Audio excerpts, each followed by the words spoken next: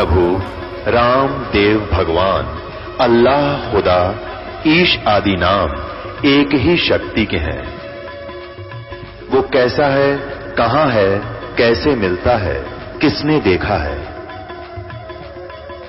ये प्रश्नवाचक चिन्ह पूर्ण रूप से हटाने के लिए अवश्य सुनिए जगत गुरु तत्वदर्शी संत रामपाल जी महाराज के अमृत वचन, सर्व पवित्र धर्मों के पवित्र शास्त्रों के आधार पर। गरीबदास जी के लगभग 1400 एकड़ जमीन थी। उसमें बिजाई बहुत कम होती थी, वर्षा ही एक खेती का साधन था, या कोई रहट कुएं वगैरह होते थे, नहरें नहीं थी, जिस कारण से अधिकतर चरागा और पशुधन ही पाला करते थे। परमात्मा वहां आए और गरीबदास साहिब जी तथा अन्य भक्त, अन्य वो पाली वहां पर एक जांडी के पेड़ के नीचे रोटी खावे थे, भोजन खा रही थी। परमात्मा जिंदा महात्मा के रूप को मैं वहां प्रकट हुआ और थोड़ी सी दूर से आते हुए नजर आए। कबलाना गांव से छुडानी गांव का रास्ता उसी जांडी के पेड़ के साथ से गुजरता था। तो उन्होंने सोचा, पाड़ियों ने, कि ये कोई रास्ता चलता फकीर आ गया है। उनसे कहा, महाराज भोजन पाओ। परमेश्वर ने कहा, भोजन मैं पाके आया हूं भाई, अपने गांव तक। पालियों ने पूछा, कौन सा गांव आपका? कि मेरा गांव सतलोक है। कितनी दूर है बाबा जी यहां से? परमात्मा ने कहा, 16 शंख कोस की दूरी पर।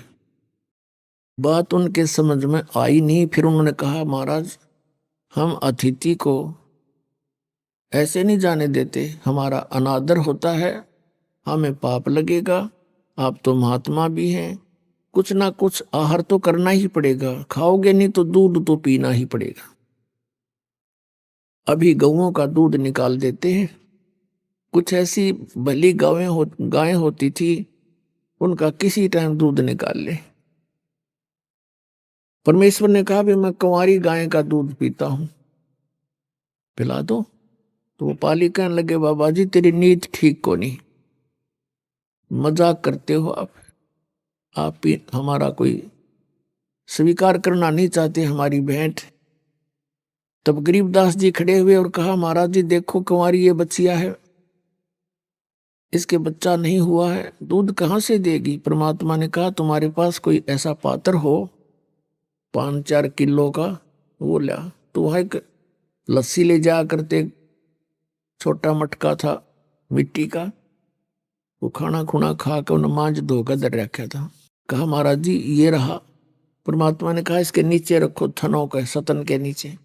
गरीबदास 10 वर्ष के बालक लेकर बैठ के और कहा, देखो जी दूध कैसे आवेगा? परमात्मा ने कमर पर थपकी मारी उस कऊ के और कहा, बेटा ऐसे आएगा। उसी समय लंबे लंबे सतन हो गए और दूध का पात्र भर दिया, धार चल पड़ी। तो आधा परमात्मा ने पिया। शेष उन पालियों से कहा, ले भाई तुम भी पी लो, ग्वालो, ये अमृत है, ये सचखंड सतलोक से आया है। वो पाली तो कहने लगे, हम नहीं पियो, पाप का दूध है, कुंवारी गाय का है, जंतर मंत्र से किया है, और तेरा पता ना तू किस जाति का है। गरीबदास जी कहने लगे, लो महाराज मुझे दे दो। आधा शेष उन्होंने पी लिया। फिर परमात्मा ने उनको अपने ज्ञान से परिचित कराया। गरीबदास जी की प्रबल इच्छा हुई उस सतलोक को देखने के लिए, जहां जाने के बाद जीव कभी मृत्यु नहीं होती, वहां वृद्धावस्था नहीं होती, सदा युवा शरीर रहता है, वहां कोई काम नहीं, कोई दुख नहीं, सदा बाहर वृक्ष है, दूधों की नदियां बहती हैं, अमृत फल हैं वहां के, बच्चे को बहुत लगन होती है। परमात्मा उसकी आत्मा को लेकर, गरीबदास जी की आत्मा को, कबीर साहब सचखंड गए और वहां अपनी सारी सतिथि से परिचित कराया। उधर से कुछ देर के बाद देखा पालियों ने कि ये तो बोल नहीं रहा, हिला डुला कर देखा, मृत पाया। गांव में भागे आए, गांव के लोग वहां गए, फिर आसपास के रिश्तेदार इकट्ठे किए। शाम तक तो देर तक होगी थी। शाम के 7-8 बज गए थे। चिता पर रखकर सभा उसको अंतिम संस्कार करने की तैयारी कर दी थी। इस दौरान 8-10 घंटे परमात्मा के साथ रही प्यारी आत्मा। ऊपर के सब लोगों को देखा, भगवान कैसा है, कौन है। श्री ब्रह्मा विष्णु महेश जी की स्थिति देखी, काल को देखा, उस नरक को देखा और सतलोक को देखा। फिर वापस आए। परमात्मा ने उस शरीर आत्मा को तुरंत भेज दिया कि कहीं शरीर का नाश ना कर दे, करने की तैयारी ही थी। चिता के ऊपर ही आत्मा सचेत हो गई। शरीर में कंपन हुई। गरीबदास जी जिंदा होकर उठ गए। उठ करके परमात्मा की ये अमर वाणी बोलने लगे।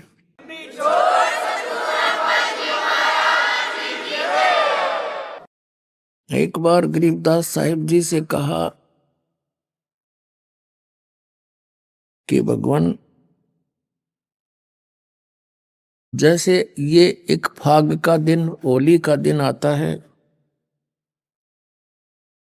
तो अन्य व्यक्ति कहते हैं कि आओ जी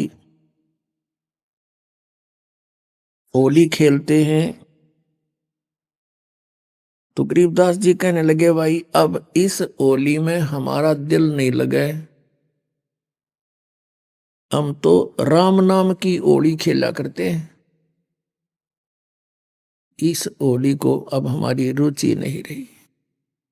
जैसे नानक साहिब जी से कहा था, क्योंकि आदरणीय नानक साहिब जी को भी परमात्मा बेई नदी पर मिले थे एक जिंदा महात्मा के रूप में, और वहां से उनको अंतर ध्यान किया था और 3 दिन तक नानक साहिब जी को बेई नदी में डूबा मान लिया था।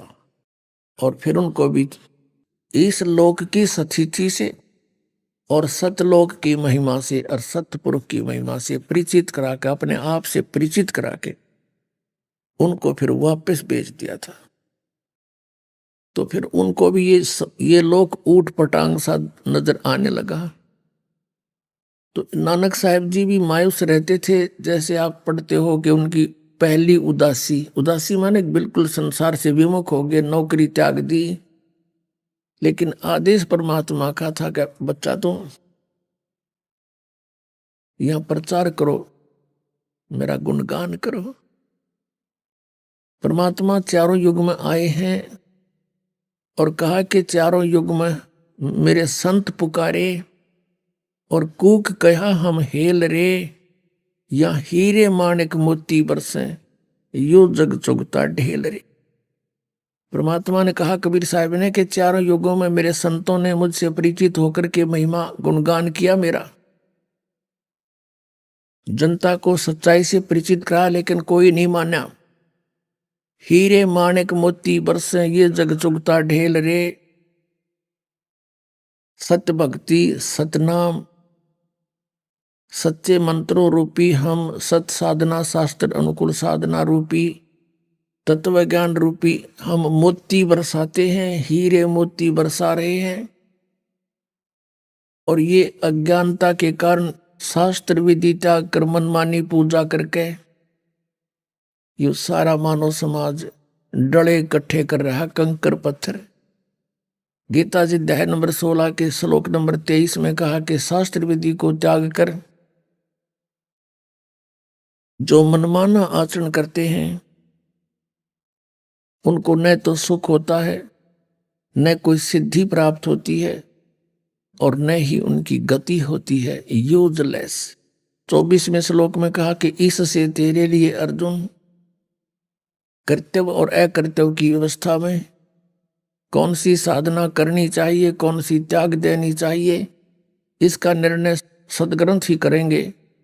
उसके अतिरिक्त किसी की लोक वेद की आड़ मत लेना, किसी की लोक वेद पर आश्रित ना होकर के अपना जीवन व्यर्थ ना करना। तो नानक साहिब जी मायूस रहते थे। भक्त पूछने लगे कि महाराज आप कभी सुखी नजर नहीं आते। तब नानक साहब ने कहा कि भाई ना जाने काल की कर डारे, किस विध ढल जा पास आवे। और जिना ते सिर ते मौत खुड़क दी उन्हां नो केड़ा हासावे। इस गंदे लोक में क्या की खुशी मनावे। पुण्यात्माओं, हम बहुत सी घटनाओं को देखते हैं पर हम अनदेखा कर देते हैं क्योंकि हमें इसके विकल्प का पता नहीं। जैसे एक दिन वैसे तो बहुत सी घटनाएं घटती हैं। किसी का विवाह था और समाचार पत्र में दिखा रखा था, पहले दिन तो सारा परिवार नाच रहा, कूद रहा, डीजे बजावे, छोरे का ब्याह है। अगले दिन बारात जा रही थी, दूल्हे वाली कार एक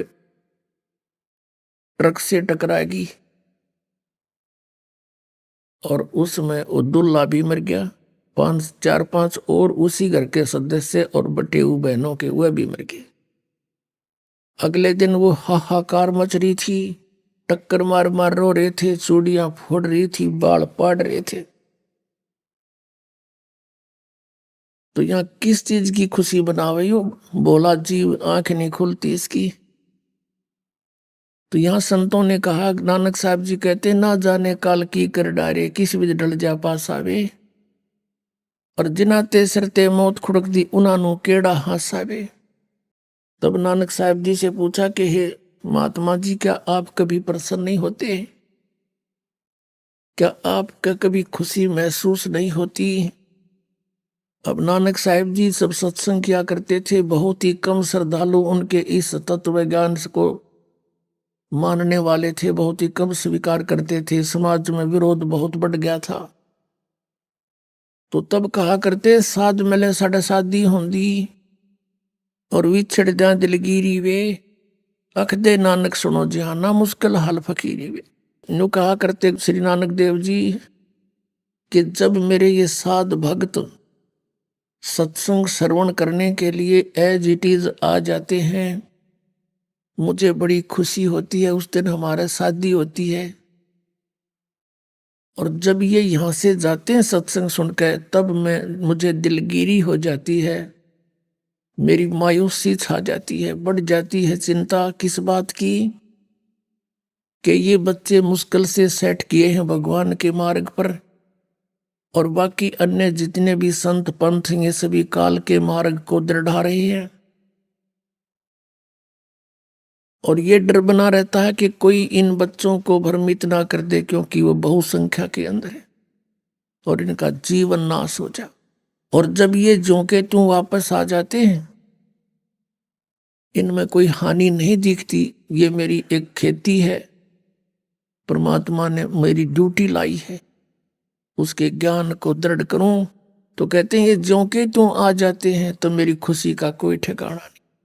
साध मिले साढ़े शादी होंदी, विछड़ जा दिलगिरी वे, अख दे नानक सुनो जाना, मुश्किल हाल फकीरी वे। फकीरी माने भक्ति के मुश्किल है या भक्ति, क्योंकि काल ने इतने अड़ंगे अड़ा रखे हैं, सबको भ्रमित कर रखा है, शास्त्र में साधना पर दृढ़ कर रखा है। और इनके आने से, वापस आने से हमारी खुशी होती है। अब गरीबदास साहिब जी भी यही कह रहे थे कि भैया नकली होली यहाँ की हम नहीं खेल सकते, हम तो राम नाम की होली खेला करें। और पुण्यात्माओं, यहाँ 2 तारीख से और कल 8 तारीख तक जो समागम चल रहा है, हमारी होली ये है। 2 तारीख से होली शुरू होगी थी। रोज देसी घी का कड़ा हलवा आपके बच्चों को प्राप्त, बढ़िया आहार और अमृत वर्षा वो तत्व ज्ञान की। ये है राम नाम की होली। आत्मा भीगेगी राम के रंग में।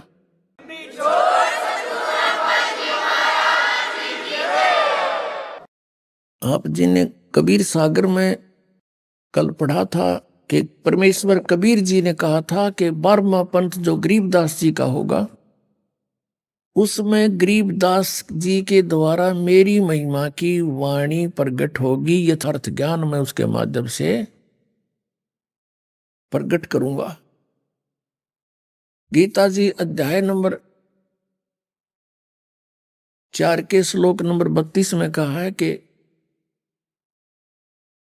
उस परमेश्वर की के मुख से उच्चारित वाणी में ये भक्ति मार्ग यज्ञों की जानकारी विस्तार के साथ कही गई। वो ज्ञान है और वो परमात्मा ने खुद अपने मुख कमल से बोला है। वो सच्चिदानंद घन ब्रह्म की वाणी है, वो तत्व ज्ञान है। चौथे अध्याय के 34वें श्लोक में गीता जी में कहा कि उस ज्ञान को तू तत्वदर्शी संतों के पास जाकर समझ, वो परमात्म तत्व के जानने वाले तुझे उस तत्व ज्ञान का उपदेश करेंगे। इससे सिद्ध है कि गीता ज्ञानदाता भी कंप्लीट स्पिरिचुअल नॉलेज नहीं रखता। ऑप्शन छोड़ दिया कि उसको तो तत्वदर्शी संत बताएंगे जो पूर्ण कंप्लीट ज्ञान है। तो वो कंप्लीट ज्ञान कबीर परमेश्वर ने स्वयं अपने मुखारविंद से बोला था।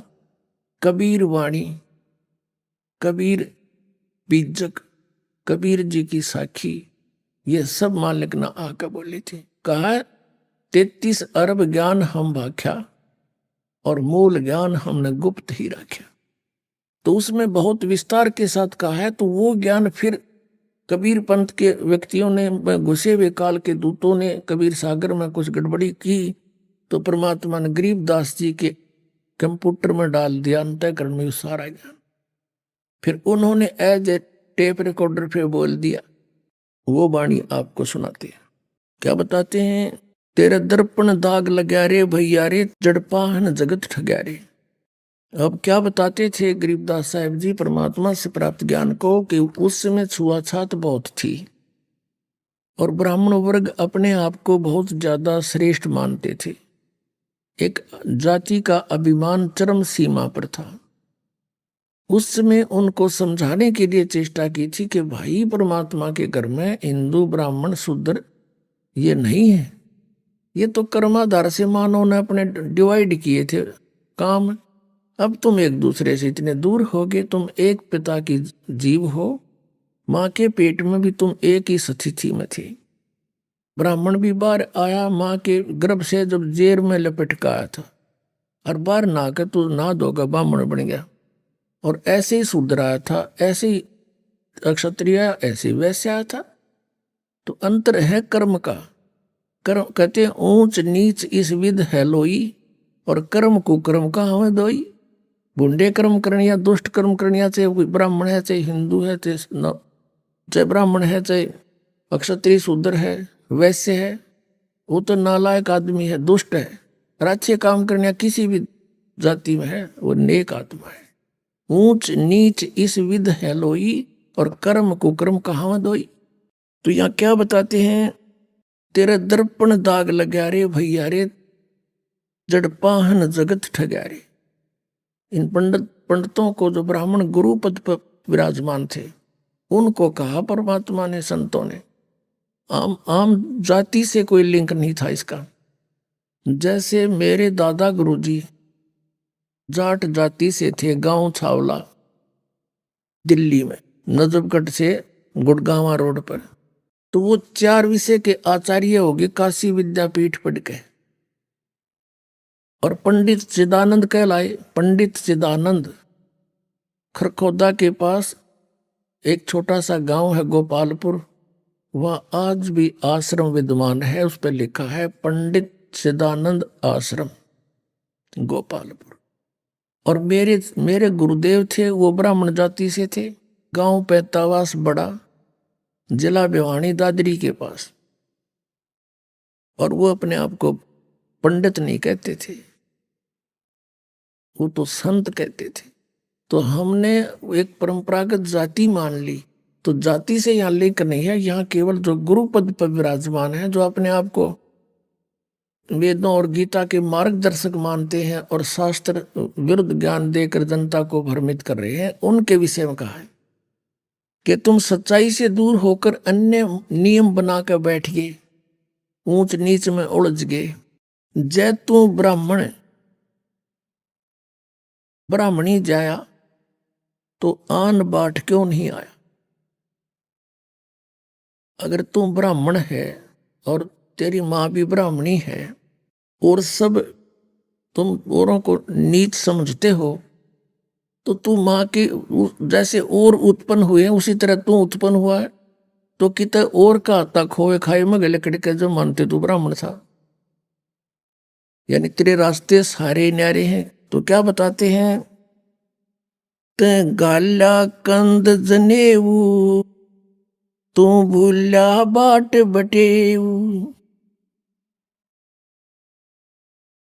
तेरा दर्पण दाग लग्या रे, भैया रे जग पाहन, जड़ पाहन जगत ठग्या रे। ते घाल्या कंद जनेऊ, तू भूला बाट बटेऊ, कमल तुम्हारा मुद्दा, एक जननी एक दूधा, है सब हाड चाम मल गुदा, यम को ब्राह्मण कौन शूद्रा, ते भेद न जाण्या धुर का, ये सब एक चाम तन बुरका।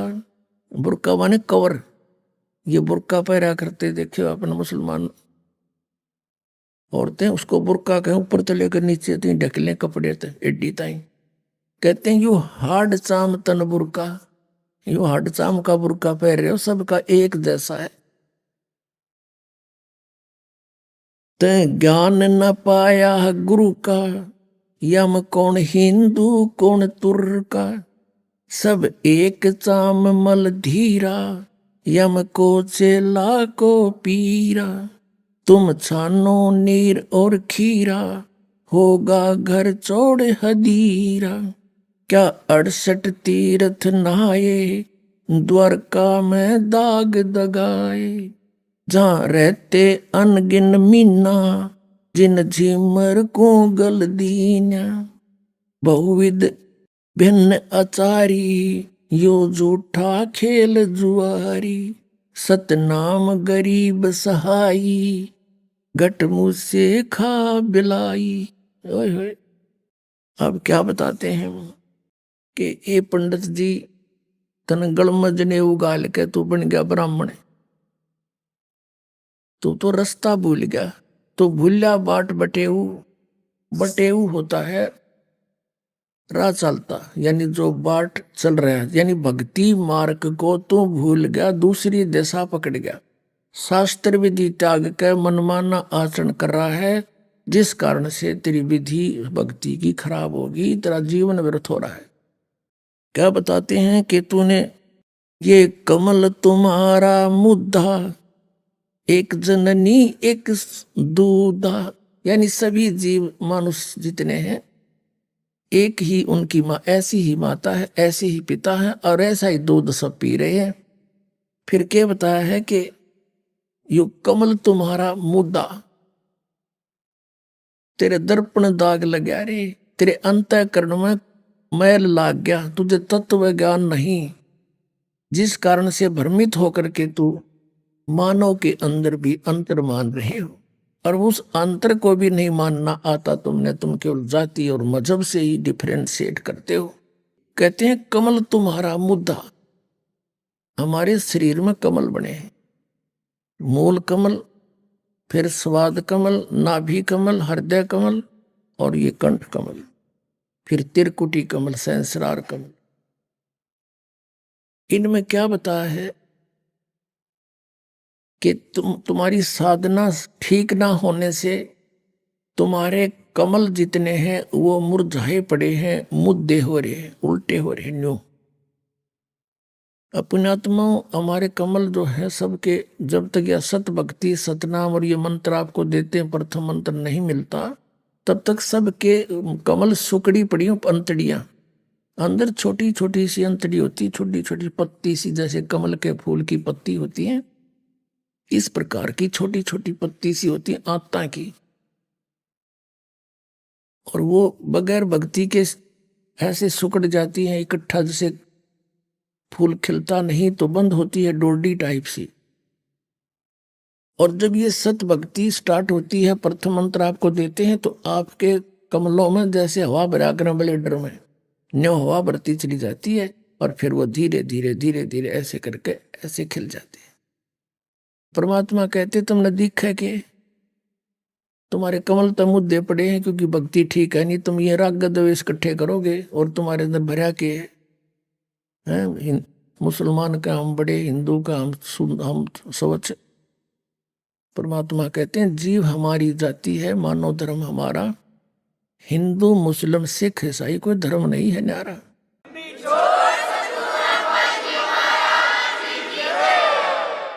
तो क्या बताते हैं कि कमल तुम्हारा मुद्दा, इसलिए तुम सच्चाई को पकड़ नहीं पाते। अगर तुम देख, परमात्मा ने मुसलमानों को भी समझाया है, कबीर साहब जी ने क्या कहा है कि वही मोहम्मद, वही महादेव और वही आदम, वही ब्रह्मा, दास गरीब दूसरा कौन है, देख अपने घर में। हजरत मोहम्मद जो है भगवान शंकर के लोक से आया हुआ एक पुण्यात्मा प्राणी था। स्वर्ग के उनका गण था, वहां से उसकी जब समय समाप्त हो जाता पूंजी पुनों का, फिर उसको एक मनुष्य जन्म पृथ्वी पर मिलता है।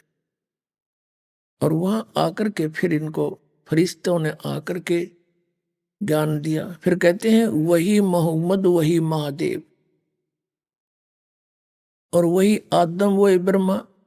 और आदम जी जो आए थे वो ब्रह्मा के लोक से आए हुए पुण्य प्राणी थे। कहते तुम अगर देखना चाहो तो अपने कमल खोलो, उनमें देखो, फिर पता लग जा, थारा झंझटा मिट जा। ये आदम जो है वही ब्रह्मा के लोक से आया हुआ था, और यहाँ अपनी कमाई जो इसने की वह बर्बाद करी, और फिर पितर लोक में पहुंच गया, वहां विराजमान है। तो क्या बताते हैं, तै भेद न जाण्या धुर का, सब एक चाम तन बुर का। तन दुर का ज्ञान नहीं, पूर्ण ज्ञान नहीं है। ये सब का एक जैसा शरीर, एक बुरका है, ऊपर तो कवर सा कपड़े का कपड़ा डाल रखा है तुम्हारे ऊपर, चोला। तै ज्ञान न पाया गुरु का, इसमें कौन हिंदू को तुर का। कबीर साहब कहते हैं गुरु बिन का हुन पाया ज्ञाना, जो थो था बुस छड़े मूड किसाना। गुरु बिन वेद पढ़े जो प्राणी, समझे न सारे रहे अज्ञानी। तो यहां गरीबदास जी कह रहे हैं ते ज्ञान न पाया गुरु का, तेने गुरु नहीं मिला तुमने। यम कौन हिंदू कौन तुर्क का, इनमें कौन हिंदू कौन तुर्क है। एक एक परमात्मा के बच्चे सारे, तुम यार एक दूसरे ने लाठी ठाए खड़े हैं। परमात्मा कहते हैं कोई कहे मारा राम बड़ा है, कोई कहे मारा राम बड़ा है, कोई कहे खुदाई रे, कोई कहे ईसा मसीह बड़ा है। ये बाटा रहे लगाई रे, कोई कहे हमारा राम बड़ा है। बिना ज्ञान के बाटे बैठे हैं। और परमात्मा ते एक कहे हो, बड़ा न छोटा, वो है जो कुछ है। सतपुरुष पूर्ण ब्रह्म कबीर साहेब, तुम छानो नीर और खीरा, होगा घर चौड़ हदीरा। क्या 68 तीर्थ नहाए, द्वारका में दाग दगाए। जहां रहते अनगिन मीना, जिन झिमर को गल दीना। तुम कहते हो कि स्नान करने जाते हो, तीर्थों में जाते हो, द्वारका में, मथुरा में और जगह, गोमती गोदावरी, कहते उन तीर्थों में तुम नहाने जाते हो और वहां पर मछलियां रहती हैं, और उन वो ना पा रहे हो, उन तंजीमर पकड़ के ले जा काट दो ना 2 मिनट में। बताओ, तुमसे पहले तो वो वही ना थी विद्वान, तुम्हारी पर भी लगने पहले भी वो जीव जंतु उसमें थे, वो तो आपसे पहले पार हो जाने चाहिए थे। तो यहां बताते हैं तुम छानो नीर और खीरा, होगा घर चौड़े हदीरा। तुम नीर खीर को यानी दूध पानी को छानो, तत्व ज्ञान को पहचानो, कौन सी भक्ति करनी है कौन सी नहीं करनी है, और फिर आगे कदम बढ़ाओ। अब ऐसे कोई इधर भाग रहा, कोई इधर भाग रहा है। अब जैसे आना है बरवाला हरियाणा हिसार में, और दिल्ली से कोई जा रहा है मथुरा को, कोई जा रहा है जयपुर को, कोई जा रहा है मेरठ को, और सभी कहते हैं कहाँ जा रहे हो? बरवाला जा रहे हैं। अरे बरवाला का तो रास्ता भी ना पकड़ा तुमने। कहने का भाव ये है कि हम सभी मोक्ष चाहते हैं, और मोक्ष मार्ग किसी का भी नहीं, इस पृथ्वी पर नहीं, 21 ब्रह्मांड में नहीं किसी के पास। तो पुण्यात्मा, ये बातें प्रथम बार कोई सुनता है तो ऐसा लगता है जैसे ये दास के बारे में कि बड़ा अभिमानी आदमी है। तो अभिमानी नहीं, यो दास ज्ञानी हो गया और तत्व ज्ञान से परिचित हो गया, और जिस कारण से ढोल के डंके पर कहता कि इस पृथ्वी पर किसी के पास मोक्ष मार्ग नहीं। वो तो मेरे सामने आ जाओ और बात करो, चर्चा करो सामने।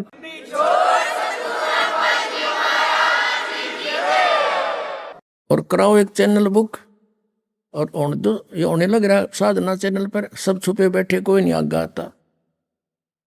नहीं आओगा, जनता तो समझदार है, पता लगेगा कि क्यों छुपे बैठे हैं। इतना इतना कुछ कह रहा है ये दास और कोई नहीं बोलता।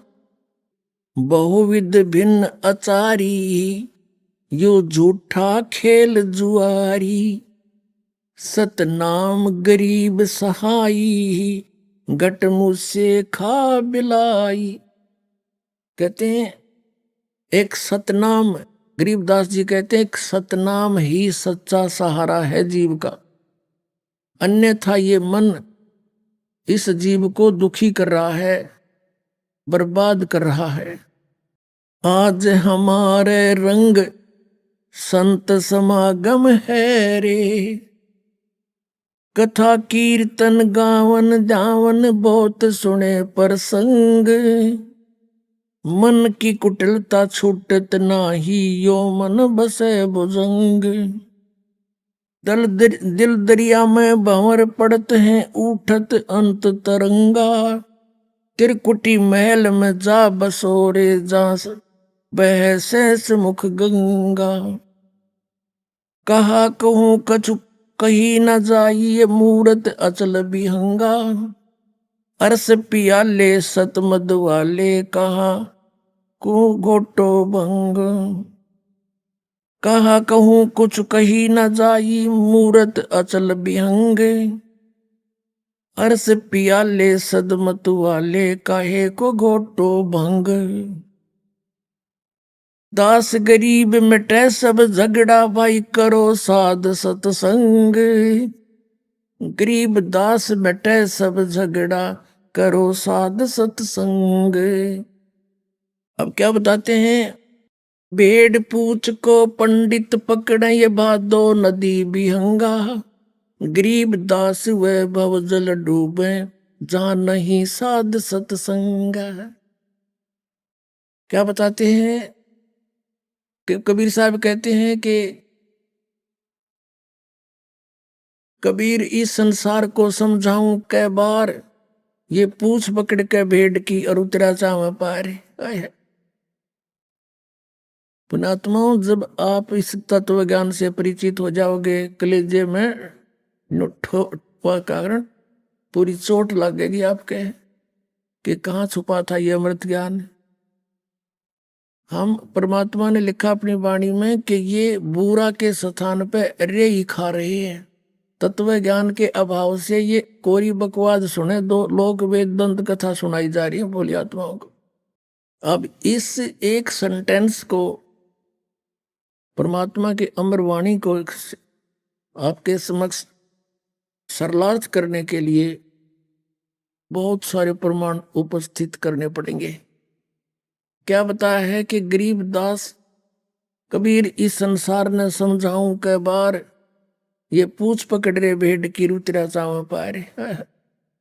उसी वही वाणी जो की तू उनसे प्राप्त, गरीबदास जी ने जो का तू उसी तरह भावार्थ कहा है कि भेड़ पूछ को पंडित पकड़े, ये भादो नदी बिहंगा, गरीब दास हुए भाव जल डूबे, जहां नहीं साध सत्संगा। भादुए के अंदर बहुत ज्यादा वर्षा हुआ करती है, और इतनी वर्षा हो जाती है कि सभी छोटे नाले नदी बहुत भर के उमड़ के ओवरफ्लो हो के किनारों के ऊपर के भी बह के चलती है।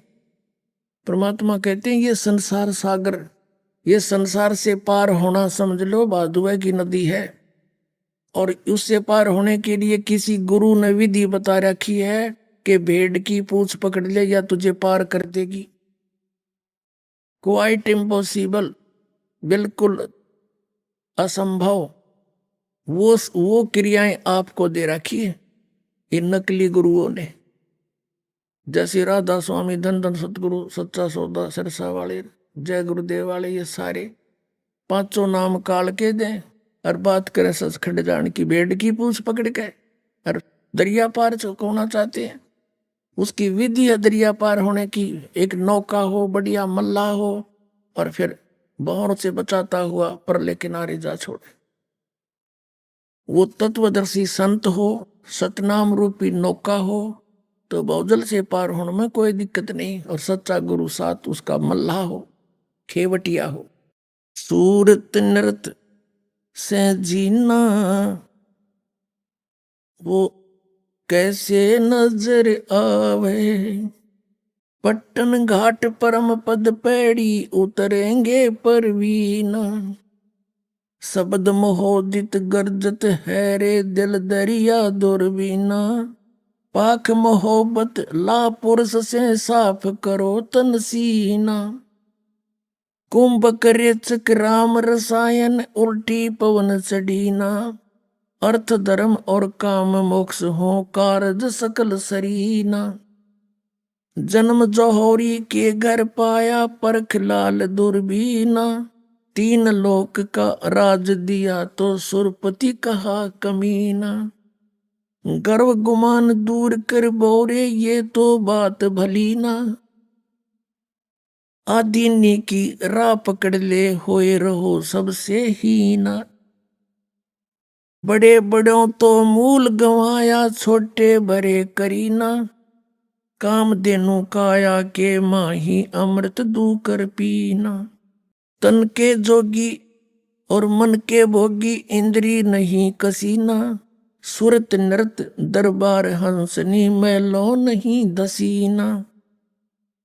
जय सिर जाय सिर नहीं दीजै यो पद अजर जरीना। सतगुर सार वस्तु बतलावे और पारस लो घसीना। दर्द बंद दरवेश समझे मूर्ख कहाँ कलीना। जिनको तो दीदार कहाँ जो आत्म बिरह जरीना। रोम रोम द्वारा देही जैसे अंग पसीना। ऐसे ररंकार रट बोरे ओ हम सुमरीना। मान सरोवर के जल ढावो ये छाड़ो मकर महीना। गरीब दास ब्रह्मा विष्णु खवासी करें गरीब दास के दीदा। अब कितना क्लियर कर दिया परमात्मा ने कि ये तो मंत्र सतनाम भाई। इसके भक्ति बिना कति सरीना सरय नहीं, इसका सुमरीना। और कहते हैं उस सतपुरुष के घर पर ये ब्रह्मा विष्णु करें चाकरी नौकर गरीबदास कह दीना। हमने कह दी साची बात। गगन मंडल में गुमट है रंग होरी हो। जहां श्वेत ध्वजा फर्रा ही राम रंग होरी हो। आदरणीय गरीबदास साहिब जी बताते हैं हम कौन सी होली खेलते हैं भाई। गगन मंडल में गुमट है रंग होरी हो। जहां श्वेत ध्वजा फर्रावे राम रंग होरी हो। सतलोक में अरस कुरस पर श्वेत गुमट है जहां सतगुरु का डेरा। जैसे आपने ऋग्वेद मंडल नंबर 9 सूक्त 96 के मंत्र 18 में आपको दिखाया कि वो परमात्मा उस तीसरे मुक्ति धाम सतलोक में रहता है। और वहां एक बहुत सुंदर सफेद गुम्मट के अंदर गुमज उसमें रहता है, बहुत बड़े गुम्मज में। उसका यही आप गीतास जी कह रहे हैं गुम्मट। गगन मंडल में गुम्मट है रंग होरी हो। जहां श्वेत ध्वजा फर्रावे राम रंग होरी हो। उसके ऊपर सफेद ध्वजा परमात्मा का झंडा फहरा रहा है। बुद्धि बाणी से अगम है रंग होरी हो। सुरत नृत जहां लावे राम रंग होरी हो। अब चले हैं नीचे से सभी शरीर के बताने लगे हैं। नाभि कमल ब्रह्मा भये रंग होरी हो, ये सर्जे विष्णु महेश राम रंग होरी हो। त्रिगुण माया बिस्तरी रंग होरी हो, और सकल परवेश राम रंग होरी हो। चंद सूरज पानी पवन रंग होरी हो, कच्छ मच्छ कूर अम्ब राम रंग होरी हो। ओम मंत्र आदि है रंग होरी हो, ये रचे सकल आरंभ राम रंग होरी हो। तीन गुणन पर तखत है रंग होरी हो, पांच तत्व पर काश राम रंग होरी हो।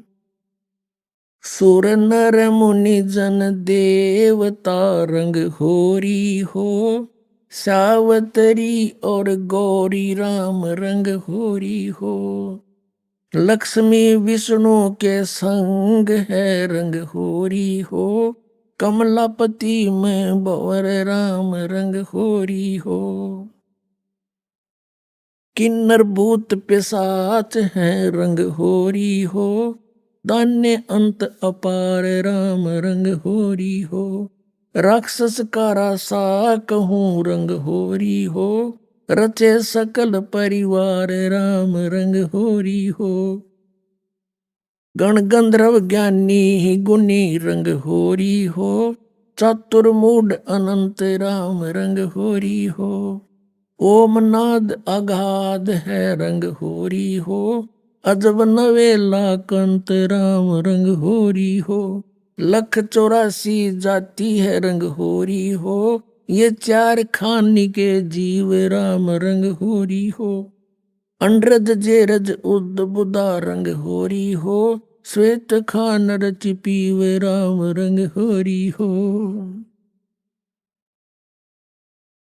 अब क्या बता रहे हैं गरीबदास साहिब जी कि ये सभी राम नाम की होरी यानी भगवान को पाने की ट्राई कर रहे हैं। सावित्री, ब्रह्मा, विष्णु, कृष्ण जी, शंकर भगवान और सभी देवता, ये सभी मालिक को चाह रहे हैं, पर इनको रास्ता ठीक मिला नहीं। आत्म और परमात्मा रंग होरी हो, एक देही में दो राम रंग होरी हो। सतगुरु मेला करते है रंग होरी हो, चलो अगमपुर धाम राम रंग होरी हो। दिल की अंदर द्वीप है रंग होरी हो, वो अगम भूमि स्थान राम रंग होरी हो। शून्य सरोवर हंस मन रंग होरी हो, वहां खेल फाग बसंत राम रंग होरी हो। कहते सुन सरोवर में यानी ऊपर सुन शिखर में एक सरोवर है, मान सरोवर है, और वहां सभी आत्माओं का पति वो एक दुल्हा यानी सतपुरुष वहां परमात्मा है, उसके साथ हम सब होली खेलेंगे, या नकली दुल्हों के साथ हम होली खेलते हैं। बहुत दिन बीत गए। क्या बताते हैं? सोन सरोवर अंश मन रंग होरी हो, वहां खेल फाग बसंत राम रंग होरी हो। विष्णु शंकर से खेल ही रंग होरी हो, ये सुर नर मुनि जन संत राम रंग होरी हो।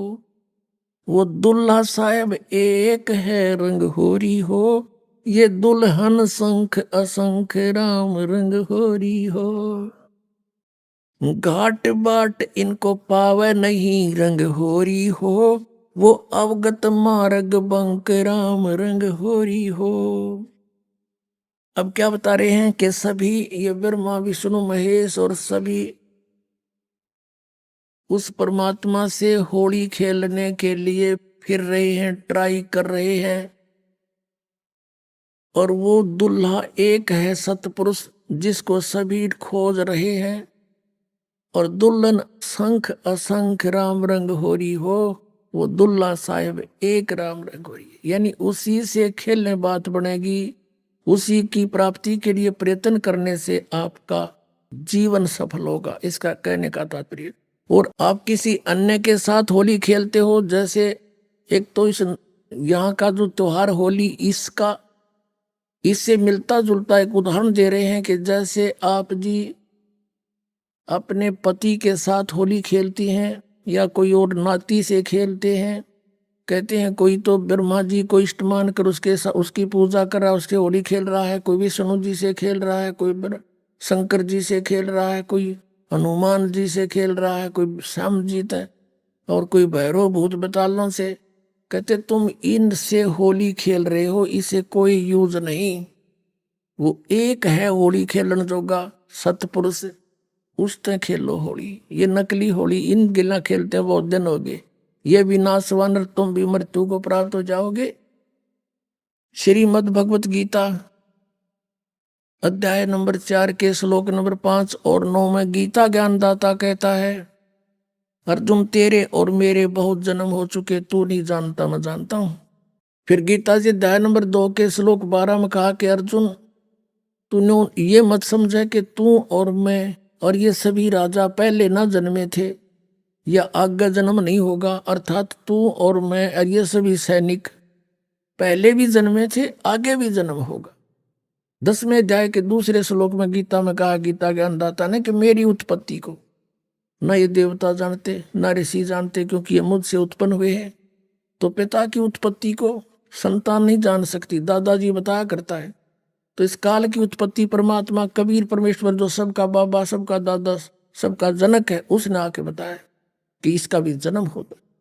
तो ये खुद कहता है 18वें अध्याय के 62वें श्लोक में कि अर्जुन तो सर्वभाव से उसकी शरण में जाओ, उस परमेश्वर की शरण में जाओ, उसकी कृपा से तो परम शांति को और सनातन परम धाम को प्राप्त होगा। अब उस दुल्हे की ऊपर सतलोक में साकार परमेश्वर की गरीबदास जी आंखों देखा क्या बता रहे हैं,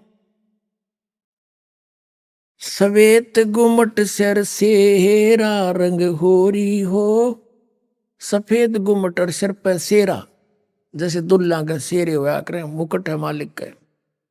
सवेत गुमट सिर सेरा रंग होरी हो और झलक करण अनंत राम रंग होरी हो।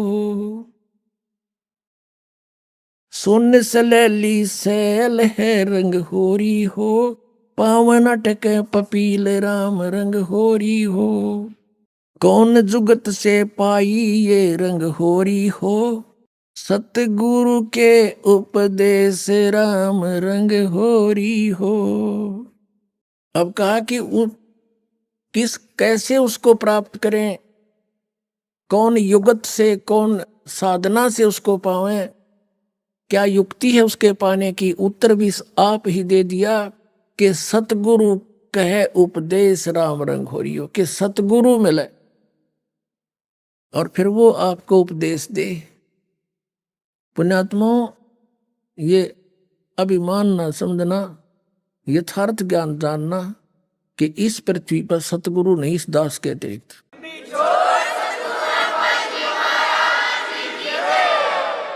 आइए अब हम उन श्रद्धालुओं के अनुभव जानते हैं जो जगत गुरु तत्वदर्शी संत रामपाल जी महाराज जी से दीक्षा प्राप्त कर चुके हैं तथा उनके द्वारा बताए गए भक्ति मार्ग पर चल रहे हैं। जी नमस्कार। नमस्कार सर। जी क्या नाम है आपका? ओम प्रकाश सर। ओम प्रकाश जी कहाँ से आए आप? नजफगढ़ नई दिल्ली से जी। सर क्या करते हैं आप? दिल्ली पुलिस में सर्विस करता हूँ सर। संत रामपाल जी महाराज से नाम दीक्षा लेने से पहले आप क्या भक्ति साधना करते थे? सर सभी देवी देवताओं की पूजा करता था, घर में बैठ के हरे राम हरे कृष्ण का जाप करता था, मंदिर में जाता था और कुंभ के मेले में गया, हरिद्वार पर जाता था, सारी जगह घूम के छक जगह था। मैं भक्ति से भी मन ऊब गया था। तो सर जब आप हिंदू धर्म की सभी पारंपरिक पूजाएं कर ही रहे थे तो फिर आप संत रामपाल जी महाराज जी से नाम दीक्षा लेने के लिए क्यों गए? उनसे नाम दीक्षा लेने का क्या कारण था? सर इतनी पूजा करता था, एक एक महीने के व्रत रखता था, फिर भी मुझे कोई लाभ नहीं हो रहा था। ना मुझे शारीरिक लाभ था, ना मुझे आर्थिक लाभ था, इसलिए मैं बड़ा दुखी हो रहा था। उसके बाद मुझे एक मेरा सीनियर अफसर जो सतगुरु रामपाल जी महाराज जी का शिष्य था, वो मुझे मिला। उसने मेरे को बताया कि भाई तू ऐसे ऐसे सतगुरु रामपाल जी महाराज जी से नाम ले और उसके बाद आपको सारे लाभ होंगे, इसलिए मैंने नाम लिया। तो सर जैसे कि आपने बताया कि आपने अपने सीनियर ऑफिसर के कहने से संत रामपाल जी महाराज से नाम दीक्षा ली, तो क्या जिस उम्मीद के साथ आपने संत रामपाल जी महाराज से नाम दीक्षा ली, तो क्या आपकी वो उम्मीद पूरी हुई? सर, जिस उम्मीद से मैंने नाम दीक्षा परमात्मा से ली, सतगुरु रामपाल जी महाराज जी से, वो 100 की 100 खरी उतरी जी। उसी दिन से, जिस दिन मैंने नाम दीक्षा ली थी, उसी दिन से सबसे प्रथम लाभ तो यही हुआ कि मैं शराब, बीड़ी, सिगरेट, मांस सब कुछ यूज करता था। जिस दिन से मैंने नाम दीक्षा ली है, उस दिन से मैंने ये शराब, कोई भी नशा किसी प्रकार का मैंने नहीं छुआ है, ना कराया है। और मैं ये कहता था पहले कि मेरा नशा छुटवाने वाला इस धरती पे कोई नहीं है। और जिस दिन से मैंने सतगुरु रामपाल जी महाराज जी से दीक्षा ली है, उसी दिन से मैंने परमात्मा सतगुरु रामपाल जी महाराज जी की दया से ना मैं शराब का हाथ लगाता, ना मैं बीड़ी, सिगरेट, किसी प्रकार मांस का भी कोई छूने का तक का भी काम नहीं है। सर, इसके बाद मेरा छोटा बेटा 2010 में ये मलेरिया से बीमार हो गया था और उसको एक दिन प्लेटलेट डाउन हो गई थी और डॉक्टर ने उससे दवाई देनी बिल्कुल मना कर दी थी। तो मैं उसको घर लेकर आया और हमने अपनी ये जो देसी गिलोई होती है उसकी जूस बना के और उसको थोड़ा पिला दिया। पिलाने के बाद वो बिल्कुल अनकॉन्शियस हो गया, जैसे मर गया हो। और हमारी तरफ से तो मर ही गया था। तो हमने पहले अपना प्रयास किया, किसी दोस्त को फ़ोन फान करके गाड़ी मिल जाए, तो गाड़ी भी नहीं मैं व्यवस्था कर सका। तो लास्ट में हार के मेरे ध्यान आया, परमात्मा ने दया करी, सतगुरु रामपाल जी महाराज जी ने, मैं उस बच्चे को उठा के अपनी पूजा रूम में लेके गया।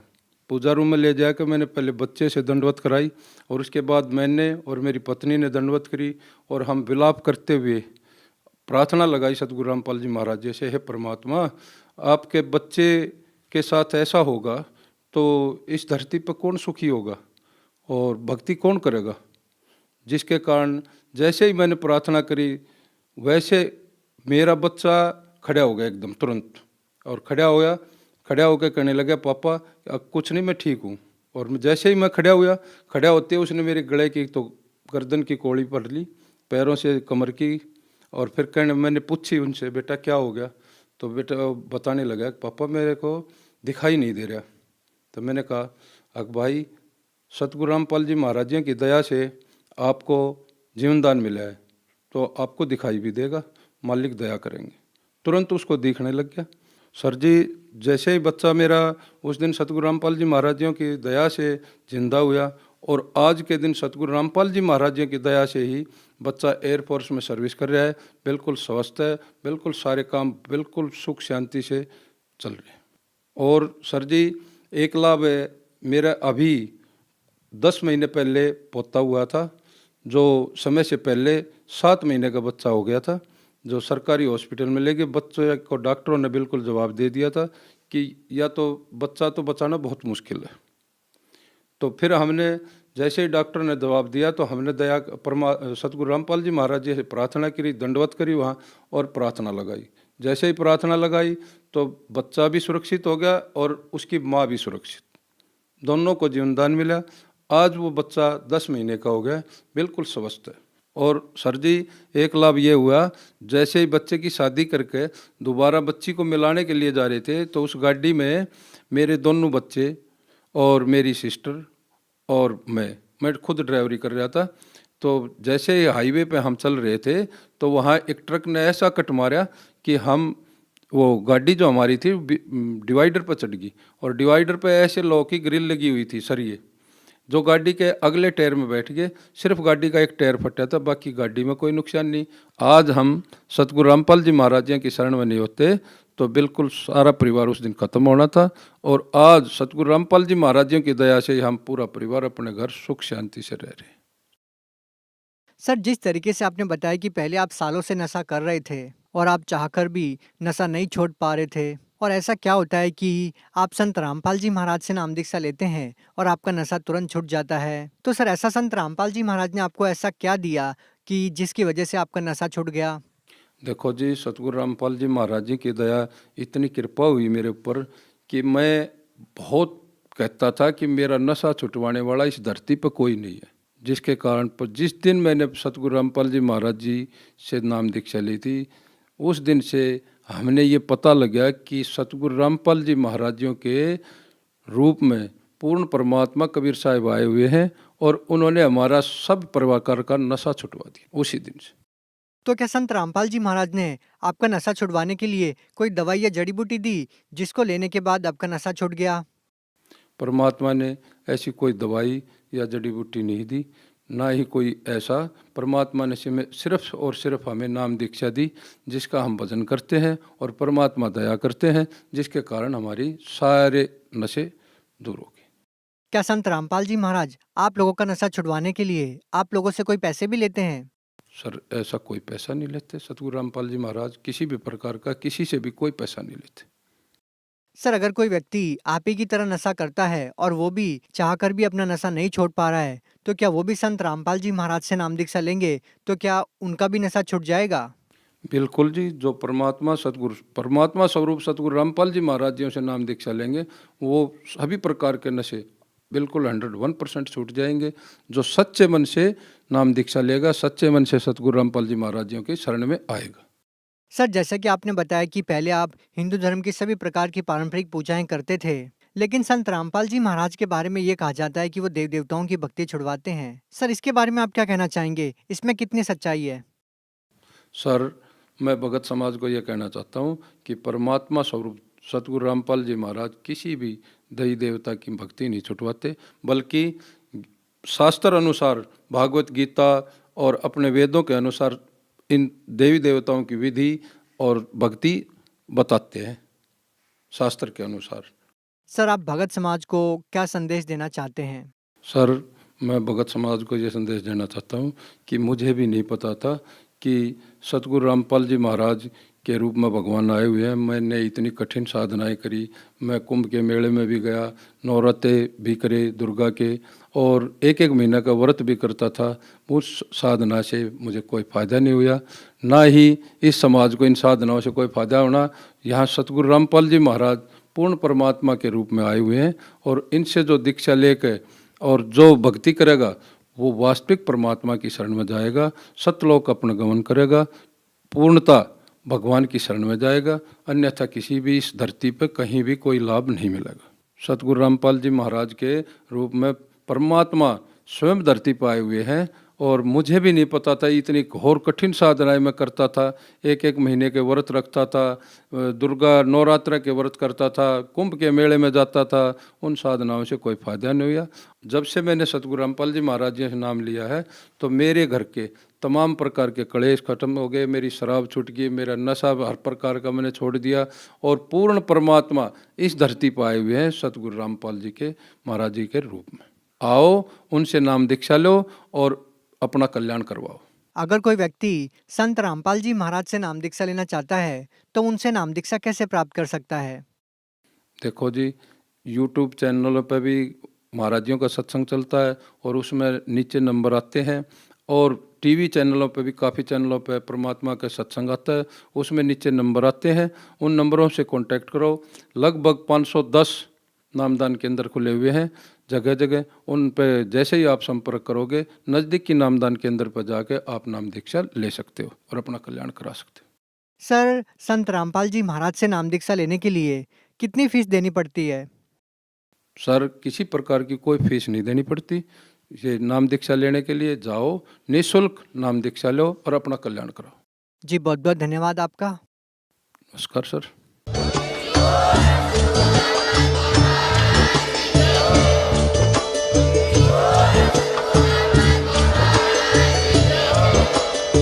आप सुन रहे थे जगत गुरु तत्वदर्शी संत रामपाल जी महाराज जी के मंगल प्रवचन। अधिक जानकारी के लिए विजिट कीजिए हमारी वेबसाइट www.jagatgururampalji.org। संत रामपाल जी महाराज जी के शुभ आशीर्वाद से पूरे विश्व भर में 500 से भी ज्यादा नाम दीक्षा केंद्र हैं, जिन पर संत रामपाल जी महाराज जी द्वारा ऑनलाइन निःशुल्क नाम दीक्षा दी जा रही है। अपने नजदीकी नाम दीक्षा केंद्र का पता करने के लिए संपर्क करें 8222880541।